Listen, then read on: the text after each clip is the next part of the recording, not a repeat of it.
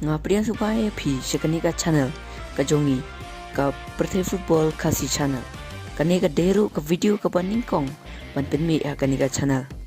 ngakwa ban introduce kindia chapang kani ka channel kan wanrah jingtip chapang ki jingjia baper haki santali gilik bahedu ka Pyrthei kani ka video ka paningkong ngani tu chapang ka khubor jong khlur ialehkai betbet ka PSG lane ka Paris Saint-Germain ta ulong Kylian Mbappe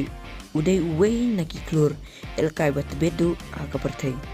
ubala lyuir raru ya ka World Cup bat ka reference ki khubor hamsaya akini kesni layu snow baka PSG kala terwa ya uni orang kai beteng ya kontrak jong da 10 million euro aka chitayo kaban sa penlong ro ya noi akai basha siu bun tam ha Pyrthei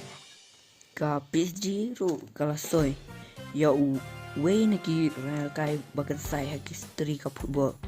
uta ode Lionel Messi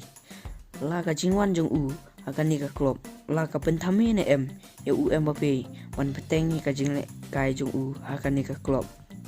kumpan shupin kan mawe pi Mbappe uladei free agent kumta kanu ka club kala ban soy klem su bisa kiwei club baheh kum ka Liverpool Manchester City kilayale ban soy Andre ka Real Madrid kalong ka bakam syakamat ki jurnalis lani ki nong tok khubor na Spain kila report ba Mbappe ialehkai bat ka klub Real Madrid hakani ka aiom lyuir ka banwan laya turu ba ka Real Madrid kan soy klem kanu ka jingsiu ya ka klub PSG la kani ka khubor kan long ni ka baldei kumba Mbappe ru laong haka interview badangshan bakarai jong kamla ban pentame danu ru ulaong ru bala urai ban mi ni pandan klub Andre yamenta udang dei ialehkai ka PSG bat unyale kat bala ban ra ya ka Champions League nitip ba Mbappe utrang ban ialehkai bat ka Real Madrid nadu ba udang red kade ka klub ka ba ujupo sneu hakawei ka sngi bon unyo ialehkai uni ialehkai badang arplais nam